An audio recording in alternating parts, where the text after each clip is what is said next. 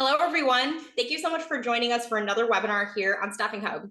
My name is Hillary Baker. I'm the Director of Strategic Growth at Staffing Hub, and I'm super excited to welcome you all here today. But before we get started, we have just a couple of small housekeeping items. First, if you have any questions at all during the broadcast, please go ahead and drop those into the questions panel in Zoom, and we'll answer them during the Q&A session at the end of the broadcast. Second, we will be sending out a recording of this event later this afternoon, so just keep an eye on your inbox.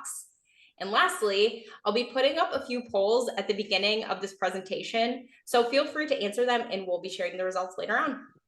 So without further ado, it's my absolute pleasure to introduce today's session, Navigating Market Instability, How to Differentiate Your Agency in Uncertain Times, sponsored by Ref Assured. This session is moderated by Brian Vesey, and we're joined by a wonderful panel of guests who will make their introductions here shortly. This will be a collaborative session designed to help educate the audience through the industry experiences of our panelists. So with that, Brian, I'll pass it over to you. Hillary, thank you so much. Thank you, Staffing Hub, for powering the session today. Super excited to be here to talk about a topic that's really, really important to me. I do have an opportunity to talk about our sponsor. I'm Brian Vesey, co-founder and CEO of Ref Assured. Ref Assured reimagines the reference checking for the new era of digitally transformed staffing, delivering the first of its kind automation that extends beyond candidate verification to validation. Our platform ensures high quality talent delivery that drives greater client satisfaction and more profitable client partnerships. We develop 3 new spokes for your recruiting flywheel: quality of talent, lead generation, and passive talent generation. It's available natively in Bullhorn and sits on top of any ATS or CRM that you're utilizing today. We've been very fortunate to have acquired a lot of customers over the last 2 years whom have been wonderful to collaborate with, helping us innovate on the product to develop more ROI for our customers. Visit us at refassured.com. We can be found on LinkedIn. We're easy to find. Would love to introduce our panel. Really honored to be here today and ride the coattails on some legends in our industry whom have tremendous experience on the topic. You all likely already know of them or have met them before, but I would love for them to introduce themselves and their backgrounds. We'll start with Christina, then Vinda, Jeff, and Greg. Christina? Fantastic. Being called a legend is not a bad way to start a webinar, so thanks for that. I'm Christina Bottas. I am the Chief Marketing Officer at Medix. We are one of the nation's largest healthcare and life sciences staffing partners. Myself, I have been in B2B marketing for 2 decades. I guess that's what, time gets you legendary status, I guess. But my background has always been rooted in marketing, and other the years, I've led product, customer experience, project management, implementation, sales, and revenue operations. And I think, given just the way that business has evolved, all of those experiences really help to collaborate, right, with each of those teams, because everything really ladders up to the brand, and that's a touch point to our customers. So the consistent dynamic in my background has been marketplace, right, and driving that flywheel that we know and love so much. And I'm really excited to chat with these esteemed experts. Thank you, Christina. Vinda? All right. Thank you so much, Brian. Yeah, it's great to be here. I definitely would class the rest of these panelists as legends. I don't know whether I fit that bill, but try to live up to high praise here. So my name is Vinda Souza. I am the head of corporate communications for Employee Bridge, which is the largest industrial staffing company in the United States. Before that, I was the head of marketing at Catalyst, a Series E venture-backed technology marketplace company headquartered in Boston that connects independent management consultants to the Fortune 500 C-suite. And before that, I spent 10 years running all sorts of things at Bullhorn. Content marketing, public relations, analyst relations, social media, industry marketing, events. I know a fair number of people here through Engage, which was the annual conference series that I was the narrative architect of. So that's been great. I started my career in high-tech agency public relations, and have spent almost my entire career in tech. This is actually the first time I've ever worked at a staffing company. And I think it's testament to the fact that you never say no to a woman like Joni Biley. If you want to talk about real legends in staffing, that's a real legend in staff. So I'm excited to be here. I'm excited to be part of this industry, and I'm really pumped to have a great conversation with all of you. Thank you, Vinda. Love that you're on the staffing side now, and your experience at Bullhorn. It's going to be super interesting. So thanks for being here, Jeff. Yeah, thanks. Super excited to be here. Yeah, being mentioned as a legend next to the great Greg Palmer, that's pretty prestigious. So I'll let him go last for sure. He certainly deserves it. But anyway, my name's Jeff Harris, and I am the founder and former CEO of Etain Group, which is an IT staffing and services business that we started back in the early 90s. Grew that through a couple of different private equity transactions, evolved the business into multi-services and nationally across the US, and eventually sold it a few years ago to Manpower.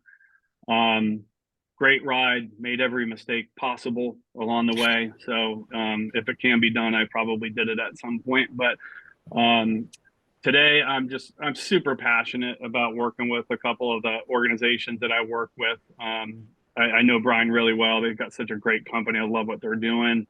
Involved there a little bit. And with some of the other organizations I do some consulting with, and just, again, really passionate about helping organizations build their vision, their mission, their values, and really establishing that foundation. Certainly something I experienced the benefit of, and working with the marketing organization and function to get that done, as well as some other folks that I'm working with who have really established that well, who are now really just trying to get to the next level and really make it about intentionality and execution, and getting real serious about their growth. So I'm having a lot of fun doing that now, doing some consulting and some board work and stuff, and excited to see where this conversation goes today. Awesome, Jeff. Thanks for being here. You've been super helpful. Certainly wish I had met you a lot earlier, as that relates to all of you as well. As they say, saving the best for last, Mr. Palmer. Oh, geez. Just because I'm the most senior person here doesn't mean I have any real advantage on anybody. But thanks for that, Greg Palmer. I've been doing this for a number of decades now, I guess you might say. Started my first senior role in the industry. I was CEO of Remedy Temp that merged with Select, and now is part of EmployBridge. So it's nice to be on the panel here with Vinda. Then I worked with a private equity group in Chicago, putting a couple of small staffing companies together to form a company by the name of Stepping Stones Group. Stepping Stones is the nation's largest healthcare staffing company that focuses in education. About 4 years ago, and we sold that business about 2 years ago. And about that time, I joined Supplemental as their chairman and CEO. So along the way, like Jeff and many others, I've seen a lot, made a lot of mistakes, and been through several ups and downs in the cycle, and real excited to be here. And I can't think of a more exciting industry. I can remember back in the day when you would talk to people and they say, what is staffing and what is human capital? And and that was wasn't that long ago. And now it seems like anybody that knows how to recruit or find talent or talk about talent is quite sought after. So the world has changed quite a bit since I've been doing this. Well, thank you for being here. You've been super helpful to me, and we really appreciate you all taking the time. Just want to, get into the inspiration for the topic. With this venture, Ref Assured, I speak with staffing agency owners and operators really on a weekly basis. And one of the common themes that we collaborate with these folks on is kind of an overall lack of differentiation or a thirst to be different. to develop that muscle, that competitive advantage, is really important to the staffing industry. And one of the reasons that I'm seeing it become a challenge is a lack of alignment between operators and marketers. Really focusing on, hey, what is our story? What does make us different in the eyes of our customer and our talent? And that's when you get that right, is really what enables these firms to scale. So given a lot of the uncertain nature of the economy, in my opinion, I think it's critical that you're focusing on that right now. In some cases to survive, and in others to thrive. And I've been doing this a long time, 20 years. I was an early entrepreneur. I started a staffing business, drove it through the financial recession, got this wrong. And it was costly for me to kind of redouble our efforts. So I'm just thrilled that you all are here, and we could be able to get some perspective from both sides of the pendulum. I guess really to just pause there and kick it off. I mean, what inspired you all to get into and lead in the staffing industry? Well, I'm happy to start that if that's all right. I'm trying to think back to my 25-year-old self, and I probably would have answered this a little bit differently when I was still in the operator seat. But what I've learned now, 25 years later, is it really, ironically, wasn't that important to me to start a staffing company per se, if that makes sense. I realized that at that time, and I'm sure all of us can relate to this to some extent, but I just always had this vision of myself, and this might sound silly, but just standing on this stage with thousands of people that were working for us, that we'd built something, and handing out the bonus check or recognizing them for something that they had done, or hearing the stories about they were able to buy their second house or send their kid to college. Like at the end of the day, those are the things I realize now of why you do that. And of course, for me, I wanted a massive challenge. I mean, I was young and I was, energetic, but I could have certainly accomplished that working for another organization and some like-minded individuals who were very growth-minded and thought similar to me. And of course, staffing made sense. I had been in it for 2.5 years at that time, and so I was doing well at it, and I understood at it, and I understood it. I believed that the industry was going to be going in a good place, and there was a lot of value there. And that was really what inspired me to do that. So when I think about it now, what I believe we really created, and a lot of the growth companies that have done really well created, we didn't really build a staffing company in some ways. I think about it as we really just built an incredible internal recruiting and training, leadership development company that was rooted in our purpose and our values. And that's that literally was our first 10 years. That's who we were in this organization. And then we figured out how to be really good at staffing after that, and became really good at it. It was like our second life. But to kind of just finish my thought and tie it to some of the differentiators, I always asked myself when I first started our company was why is it that our customers are using multiple firms, 10 firms, 5 firms, whatever it is? I always question that. Why are they not just using us? Now I'm a Boston Red Sox fan, so I always like the why not us kind of mentality. But and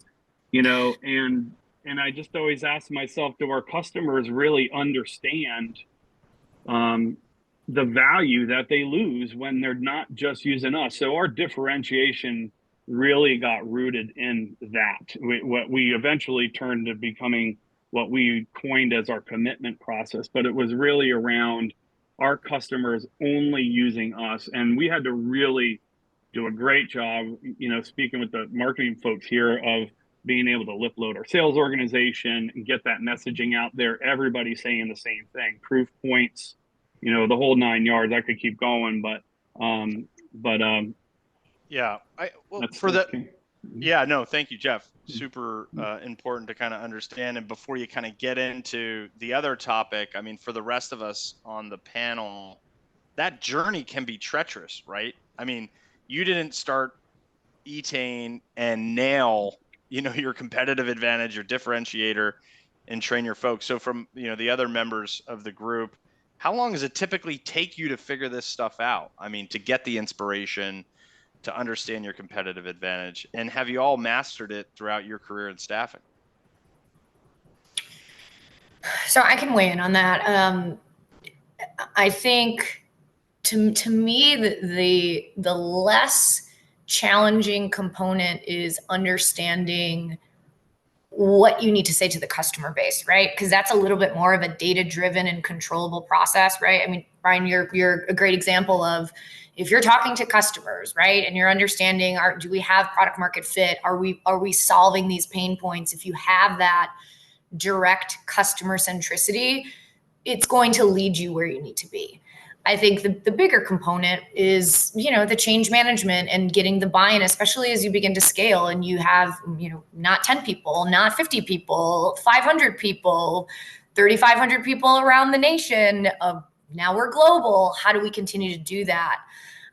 So for me, the exercise of understanding what would resonate with a customer has been more tangible and methodic than, all right, now we need to inspire the people who need to deliver the message, right? Sales, marketing, every touch point. And that's the thing that takes a little bit longer. And from a marketer's perspective, right, you always have to get over the hurdle of, oh, this is just something that marketing put together. And that, to be honest, is, you have to have some skin in the game, and you have to, earn the right to show them we're meeting with customers. It's resonating in meetings. And this isn't something that we just created, on a whiteboard in a boardroom. This is something that is going to help you close a deal.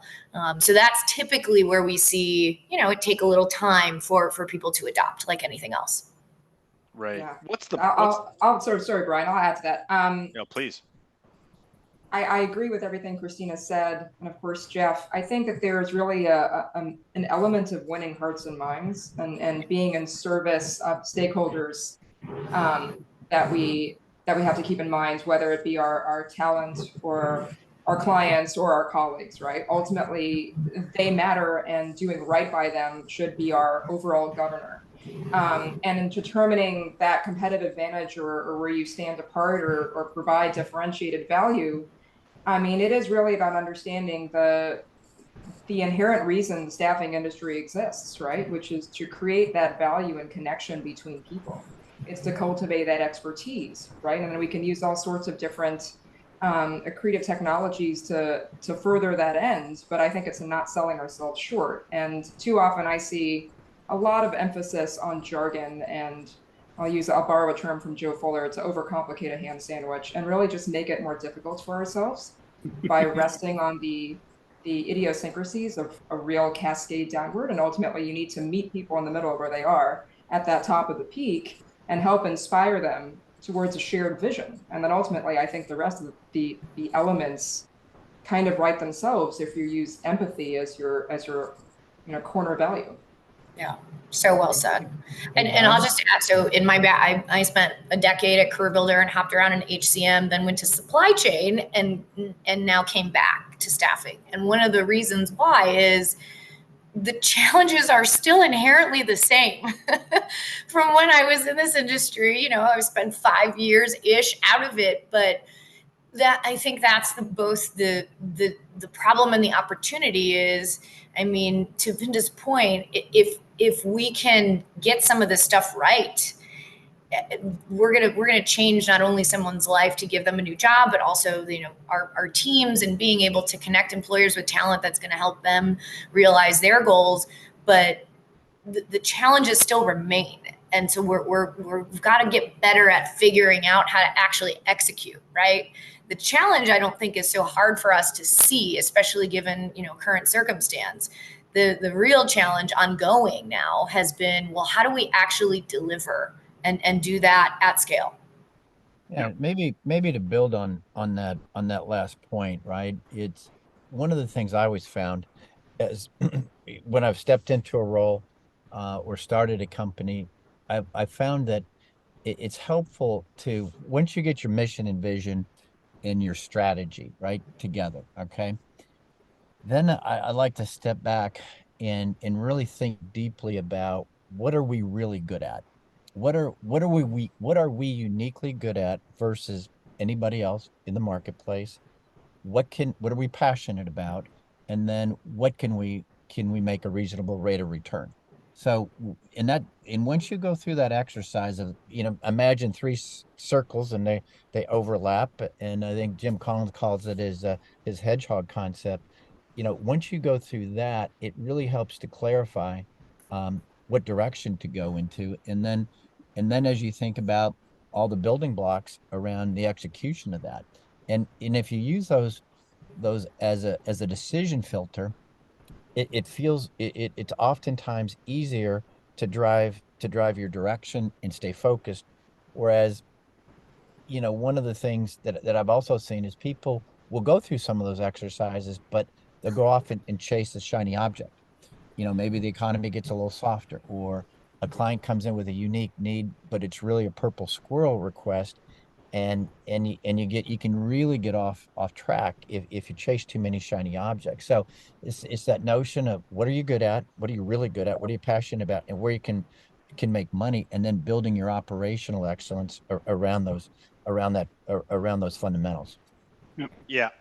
One thing I want to ask the group, if they could really, without sharing the secret sauce to the extent that you're able to share, if you could give us the brass tacks, like what were some of the examples that you had created as really clear differentiators in the businesses that you were leaders of that helped you really accelerate the growth of that business? And then I want to come back to how did you get there? So I'll give you one, Brian. I'll give you one real quick. This was back in the day. And it's an employee bridge brand now. I'm not sure exactly what they're doing with it, but we started a group called Remex, right? And Remex started as an accounting, high-end accounting business, very similar to a Robert Half in account temps back in the day. We went from 0 to 100 million. It was all organic. And I can very clearly remember my board going to me and say, "Okay, do you want to go compete against Robert Half? Are you crazy?" And I said, "Well, probably."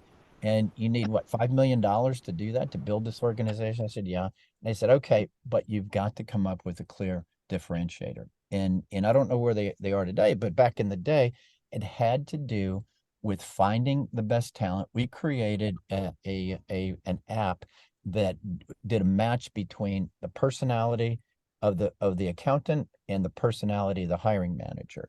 And with that was called the X factor. So you would go in and evaluate the client, you'd evaluate the talent, and where there was a match, you could give the three best candidates that most clearly matched up with the client's personality, and was based off of research that most times people don't work out. It's not because they don't have the talent, it's because they're not a good match with their hiring manager. So that's just one example where we went to market, we launched this, had great success, and it worked out great, because it's a very crowded market in a lot of these staffing sectors back in the day, and more so today. And the more you can clearly articulate that, the better off you're going to be. Interesting. By the way, the jury's out. There's a poll that we just ran. 74% of the audience said they have a competitive advantage and they use technology to deliver that competitive advantage. And so for you, Greg, the X factor, is it? Yeah, that was in Remex. It was the X factor. Okay. And it was that Vinda, matching. Vinda, can you weigh in on the X factor? Christina, Vinda, is I that don't the know. right name for something like that? Sure. So this is overlapping. I feel like I'm on an old game show. Like, this is your life, but it's not in black and white. Although I am essentially in black and white because I'm wearing the Employee Bridge navy blue, but my makeup makes me look really washed out. And it's a competition between Brian and my built-ins to see who wins, and we could do a poll on that maybe. But so Greg, what I really liked about your X Factor examples, first of all, I work for the woman who is the president of Remex, so that company Tony. within the Employee Bridge family is close to my heart. But that being said, so I actually started at Bullhorn for a similar reason. Wow. I was brought in to run marketing for a startup within Bullhorn called The Fit, which was a psychographic profiling service to help you find your dream job. And it was incredibly innovative, and it was a failure. It failed, right? It was just a solution in search of a problem. We were a little bit too early to market. We just didn't get the type of traction that we were looking to. But talking to Brian's earlier point, it's about how did you fail forward, right? Like, perfect example of that. We learned a ton of lessons, not just from an external perspective about how to position a brand and how to actually take it to market in a way that's profitable, but also how to not be navel gazing and realizing that we need a solution that is not in search of a problem. We need to really understand our audience, identify their real pain points, and differentiate how we can address those pain points without kind of prioritizing glamour over substance. But in addition to that, it was so internally productive, and realized how much we valued and respected and liked each other and liked working with each other and learning from each other, that we were able to take all the best parts of that solution and fold it into our social recruiting product, Bullhorn Reach, which then got folded into our core applicant tracking system, which now has a tremendous amount of market share and is widely successful across the entire recruiting lifecycle, and hence the relationship with Rough Assured. So it is sometimes a virtuous cycle of connectivity between all these lessons that you learn, and there's just never any bad ideas. Everything is marching towards an ultimate positive outcome. Yeah, I would add, I feel like we all had that vision, right? That virtuous circle is a term our former CEO at Career Builder used too. And for us at that time, right? I mean, speaking about things that were just too early and the execution just didn't come together, but the vision was spot on. I mean, ultimately, when you think about job advertising and advertising in general, ultimately the end goal, right? At me as an employer, I'm going to judge you on hires. I don't care how many times you show me overlap and efficiency of click-through rates and things like that. My ultimate goal is to hire people who stay. And so as we looked at our portfolio and said, well, we're really exposed here because we are at the top of the funnel. It doesn't get higher on the funnel than just the job advertising and maybe some ads. And so that guided our vision of saying, how do we make a more seamless path for not only a candidate, right, and solve some of those problems that we hear from them all the time. It's long, it's hard. At the time, nothing was mobile optimized, but also to know, like, if we streamline the application process, we'll be able to empower the employer to hire more people because there'll be less drop off, their processes will improve, and ultimately they'll be a stickier customer with us. And so that's really what the acquisition strategy was. And we acquired a bunch of different companies and tried to integrate it all. You know, it was called Career Builder One. Fast forward, you look at, you know, kind of Bullhorn One, same thing, right? Everything is sort of trying to solve that problem. But at the time, we just couldn't pull that off, just given the circumstances of how the technology was evolving. But it starts always with understanding, yes, I need to know your pain, but I also need to understand what is success to you, customer? How are you assessing us? Because what you think and what is reality are very often two different things. And that really started to fuel our discovery meetings as well. As when we would go in and start to prospect, we would say, you know, tell us what success is here, right? At the end of this, how would you say that this was a successful project, contract, execution? Yep. I also want to listen to the audience. And on the other poll, we asked them, do you know what your firm's differentiator is? Is it clear? 63% said yes. 26% said no. The other 11% said, I'm not sure. All of our points I want to hit on. So if the firm says we have a clear differentiator, how do you all measure that? How do you understand, hey, what is our competitive advantage and how are we measuring against that? Take the audience through how to clearly define success with a competitive advantage. Greg, you talked about the X factor. Vinda, you talked about the fit, Bullhorn Reach. How do you measure success with differentiators? You know, I think a couple of ways is that a couple ways. One way is that we actually getting ready to do our internal employee surveys, right? And we do it twice a year, and we ask questions around that. And so we get feedback, and it's interesting. believe it or not, 100% of our group does not fully understand our clear differentiator, right? So, we've got to do a And better 11% here say I'm not sure. yeah, Yep. I mean, we see the same thing, and so one of the ways we pulse at it is we do some internal surveys. Another way we do it kind of informally is when we interview people. It's interesting when by the time they come to me and I meet them, I'll say, what have you heard? Why do you think you want to come work here, or why do you think supplemental's different? And it's interesting. Most times I hear back the things that we're really trying to put forward. So it's an anecdotal type of feedback loop, but you kind of know when you have it and you know when you don't. And then I would just say third is like, are you gaining market share with it, right? Are your net promoter scores high? Are you winning more than losing? Are you staying ahead of the market in terms of market share gain? All of those things, particularly your market share gain, we watch that on a quarterly basis. Are we gaining, are we losing versus our industry? And all those things combined, help give us an indication, but it's still a challenge. And we talk about it all the time. How do we, didn't we just talk about this? How come everybody doesn't know that? We shake our head, like, oh my God. And so you just keep going back and back and back. I'll let somebody else weigh in. And if anybody has a good answer, I'm going to write it down because it's hard to do. So I think it's pretty straightforward. It's not too complicated. I agree with you, Greg. I think so much of it is about wallet share. Are you doing more with that customer than anybody else does, and they continuing to use you more? And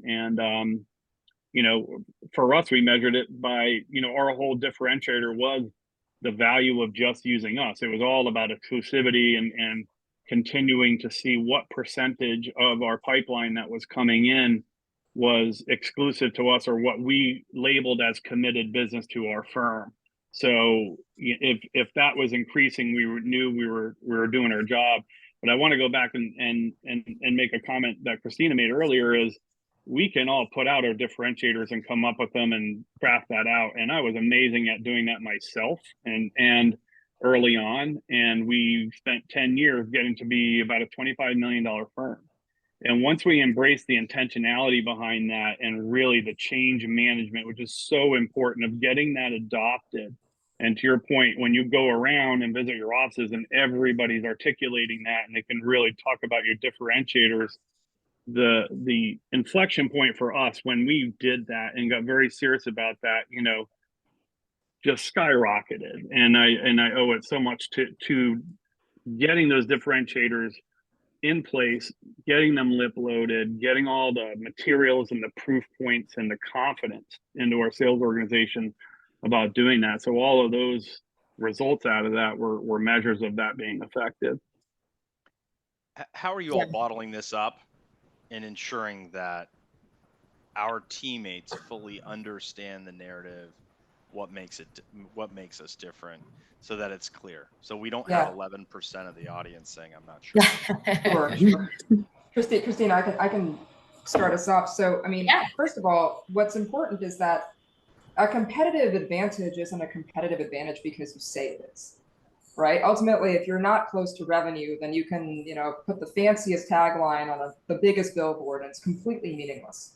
Mm-hmm. Also, I'd be curious to know from the people that we pulled in the audience, how many of them are saying that, yes, we understand our competitive advantage, but when asked to describe it, would say something different than other people in their company, right? Great point. So, I think we all kind of have in our bones a vague idea of what makes us special and unique, but ultimately it's what corresponds to market needs that, separates the wheat from the chaff.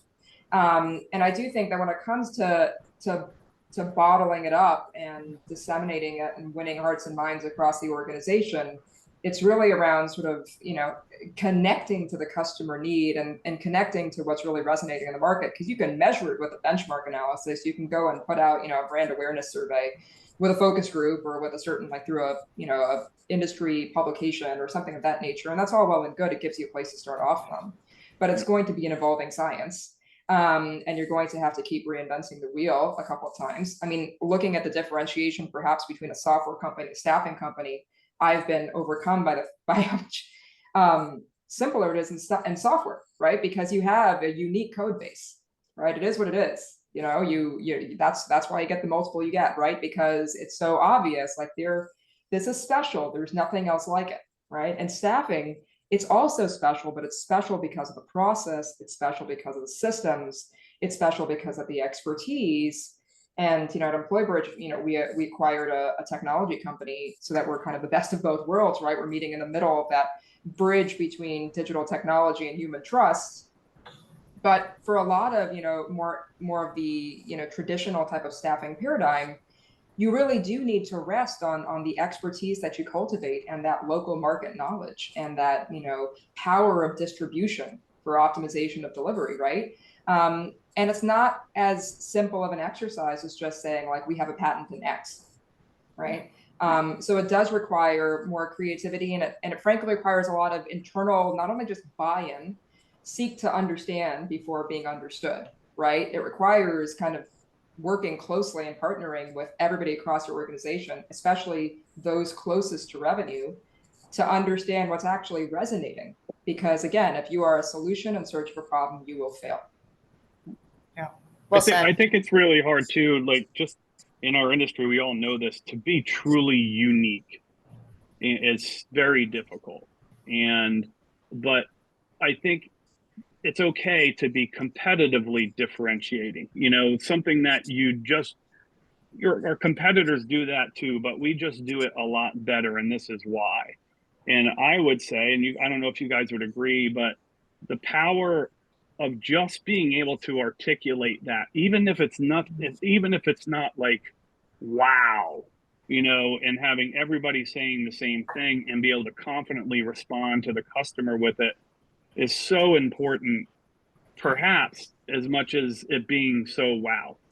Yeah. I mean, I think that's a good point. And, you know, in the spirit of simplicity, all we're trying to do is make a promise that we can keep.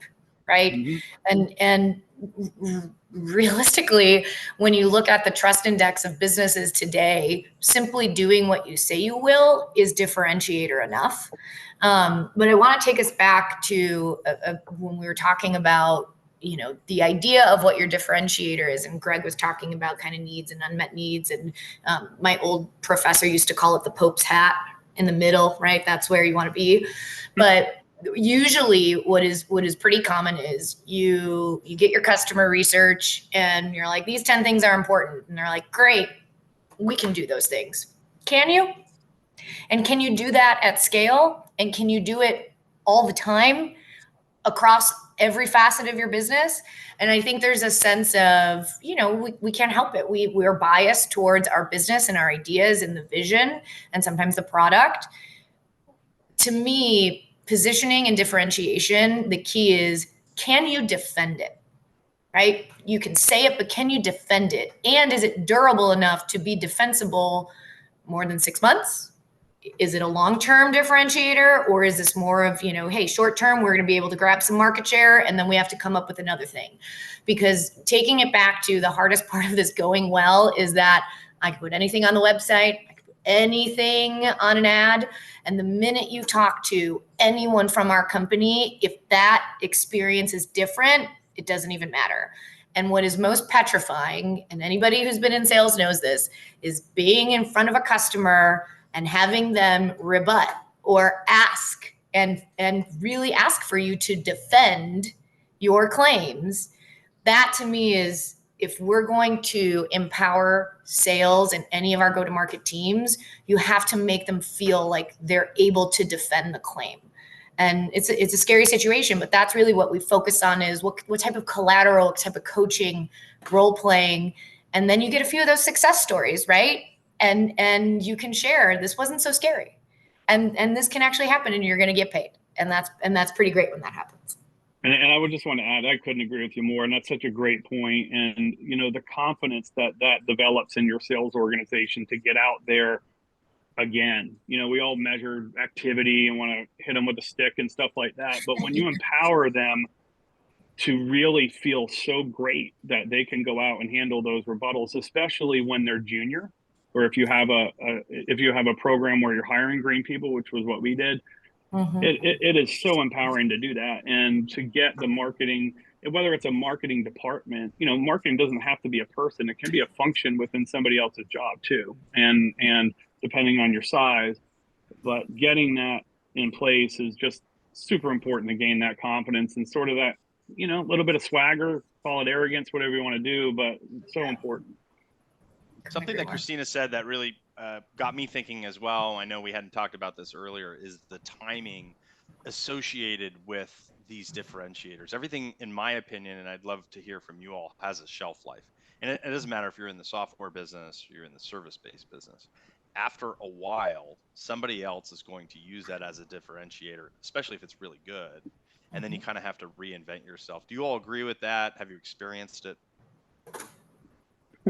Yeah, absolutely. I've experienced it. I mean, I spent time in my stint in supply chain, I worked for Coyote Logistics, which, I'm based in Chicago, and it was absolutely a disruptor. It was a logistics company sitting on top of a technology platform, and it was, quick to 1 billion. It was Chicago Cinderella story.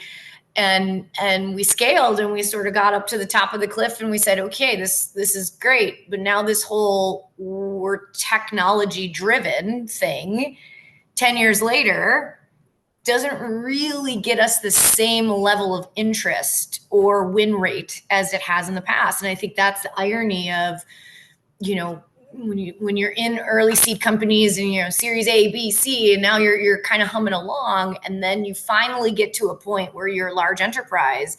I think the other side of the sword of scale is, how do you continue to differentiate now that you're no longer a disruptor?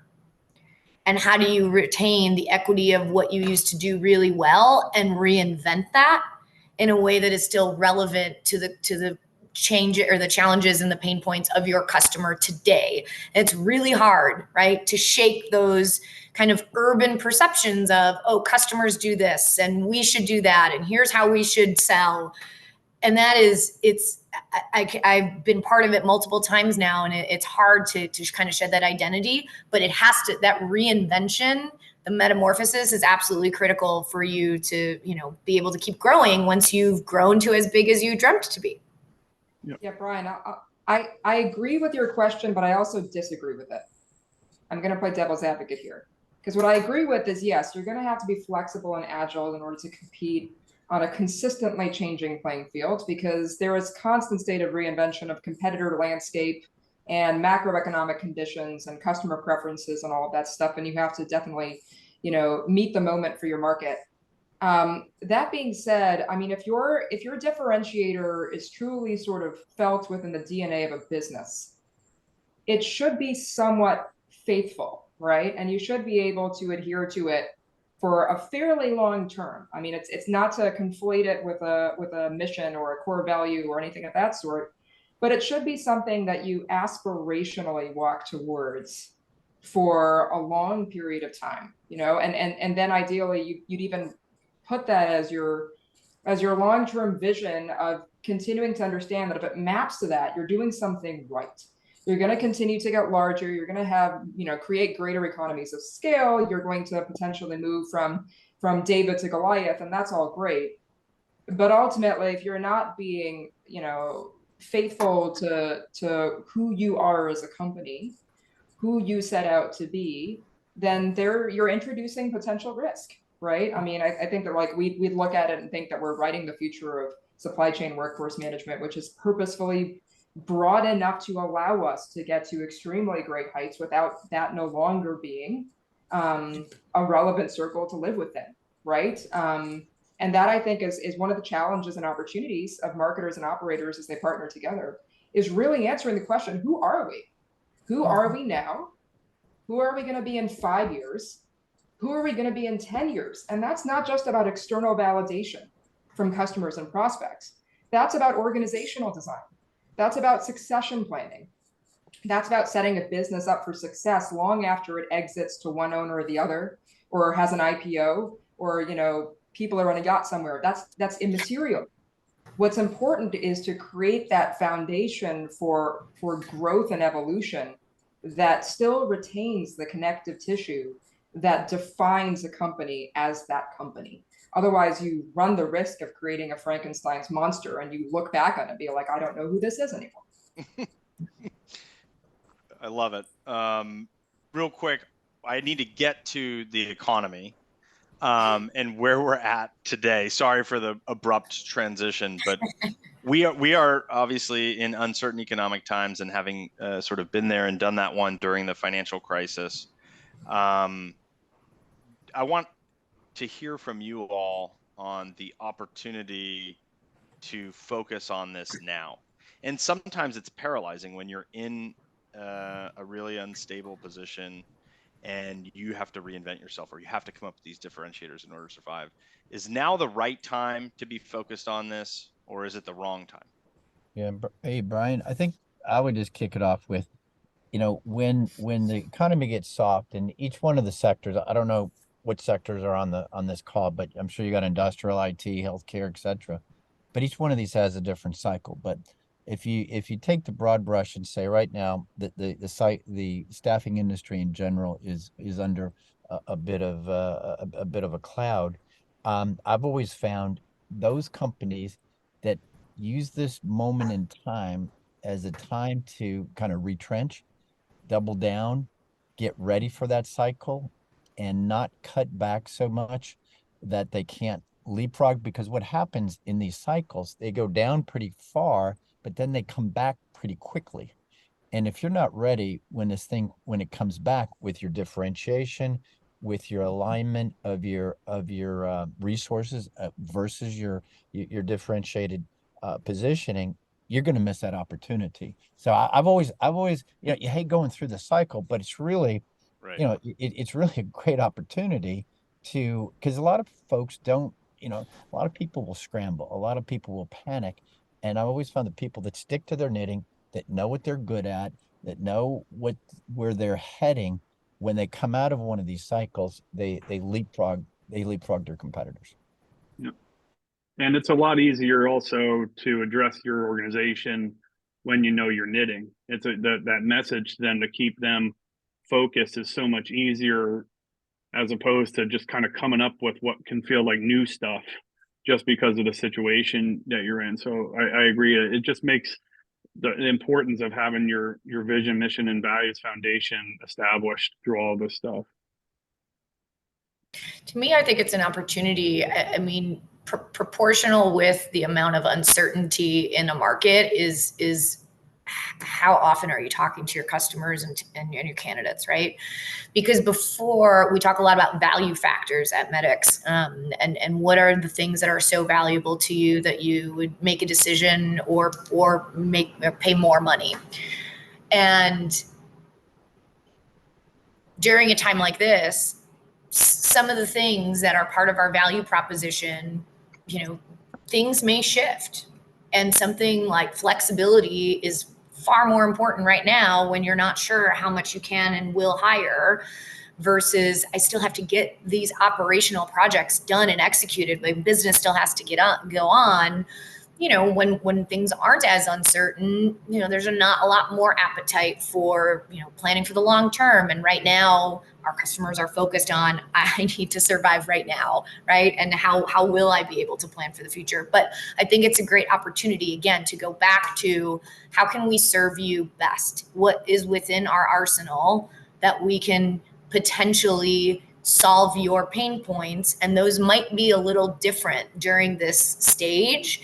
And I think, again, it's an argument for customer centricity to just continually be tapping that source, because those things shift even without, macroeconomic types of shifts. And you need to know that, because if you're still going to town with the same messaging around one or two differentiators, but the sentiment has changed, well, that's a problem regardless. So any opportunity I will take to continue to talk more to customers usually has never let anybody down. Vinda? Yeah, I mean, I think that some of the lessons that we're talking about, I think, are great universal life lessons, right? To running a healthy business. In a macroeconomic environment where there is tremendous uncertainty, I mean, we've all, I think, been operating executives, even for those of us who are marketers, and have been in situations where we have to make the really tough decisions, right? Around, okay, so we are responsible for people's livelihoods, and any missteps here could have really catastrophic consequences for people.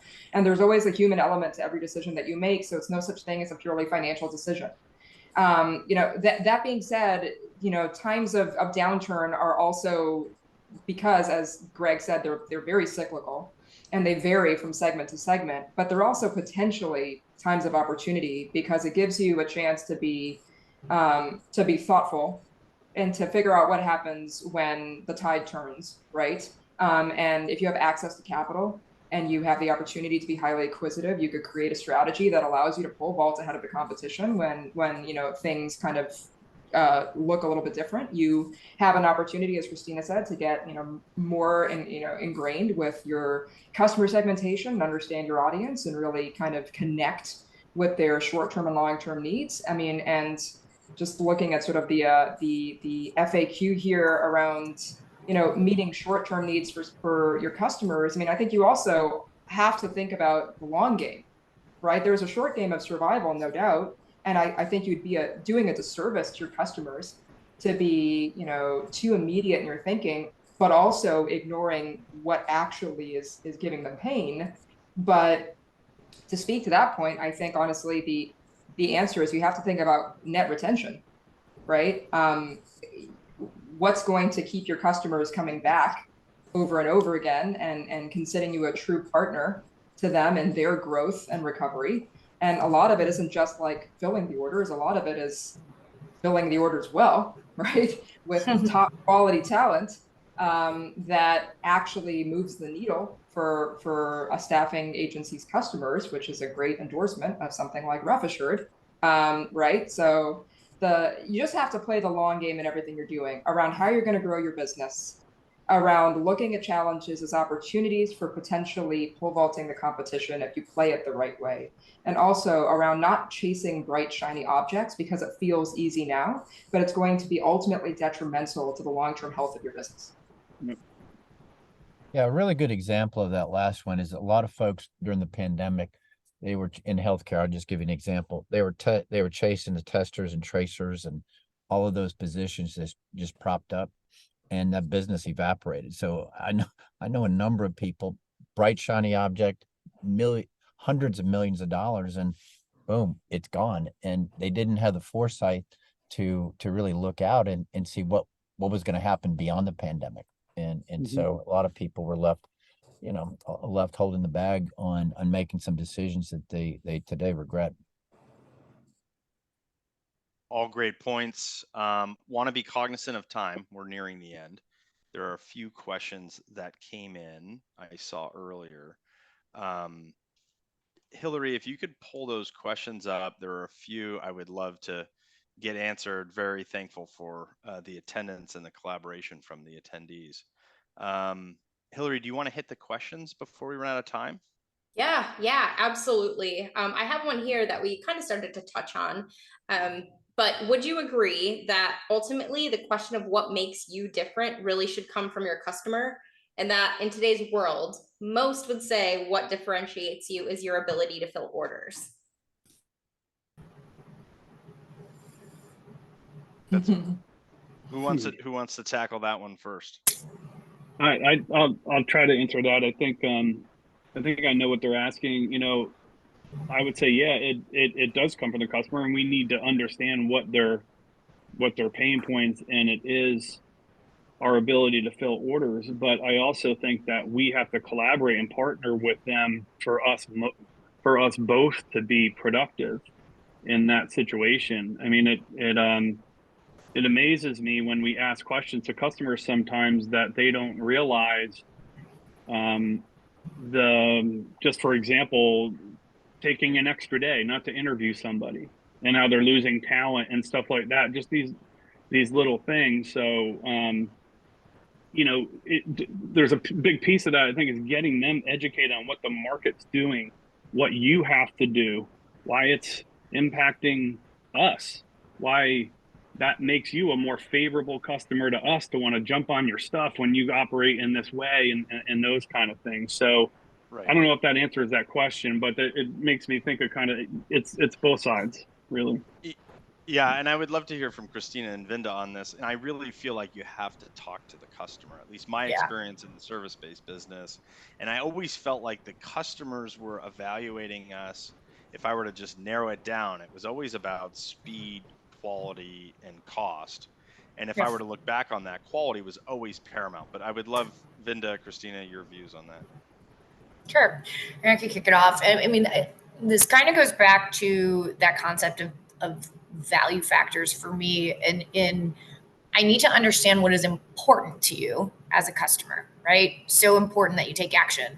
And then my job is to figure out what, and Greg alluded to this earlier, what can you do uniquely better than anyone else, right? So it's not so much, hey, here's this new different thing that we do or provide.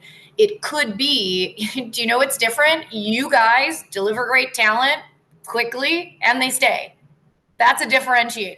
And I trust that you're going to do that. I mean, that's a large part of our value proposition, and differentiator is when you pull back the onion at the end of the day, people trust us to do those things consistently over and over again. And we do that, and we've earned that reputation. And so I think it's about what is important, how can you uniquely differentiate the way in which you deliver that, and then how do you do it consistently so that you can build that reputation and use that, right? Again, so it's defensible. Yeah, no, I totally agree with that. And look, I may be sort of naive or a Pollyanna, or maybe because I look like a Smurf, I've started to think like one, but I really do believe that if you do right by your customer, they will do right by you. And I don't think that it's, a silly way of thinking. It has proven to be true too many times. And to this question around, okay, well, isn't it just about filling orders? To an extent, yes, but our responsibility to our customers is to be consultative long-term partners, right? Mm-hmm. It's to help them see the quicksand before they step in it. It's to help them build the most profitable and healthy business. It's to help them, it's to help be guides, right? And Sherpas to them, right? That is our responsibility. And ultimately, if our advice is good enough, if our insight and data are actionable enough, if our products are quality enough, they will return the favor, right? They will not want to let us go. You don't often let go of things that are great. So as a result, filling job orders in one day is sure a short-term need you need to fill, but ultimately it's around what's the other additional accretive value you can provide, and how do you make sure that you're filling the orders in the best way possible, right? How do you maximize, as Brian said, the quality as paramount above speed and cost, because speed and cost is a pretty easy field to compete on, right? But quality isn't. Yeah. Well, competing on cost is sometimes detrimental and could be a race to zero. Hillary, it looks like there's a follow-on question to that one that we could hit briefly before we have to wrap up. Yeah, absolutely. Okay, so that said, many times you have to remind the customer or tell them your differentiation regularly. End of year account meetings with customers to understand what you did well and how you could do better is important. So how would you recommend communicating your differentiator to your customer base? And maybe to add to that, is doing that once a year enough? It feels like a lot of time. And do the execs ever get involved in that? In an EBR, executive business review, or anything like that? Is it dependent upon the size of the account? Who wants to tackle that one first? I mean, I did all the time with our big customers, and I think it's such, most of your competitors don't do this, and they don't do it well, or they make assumptions that the data that they're showing them is good, and it's not.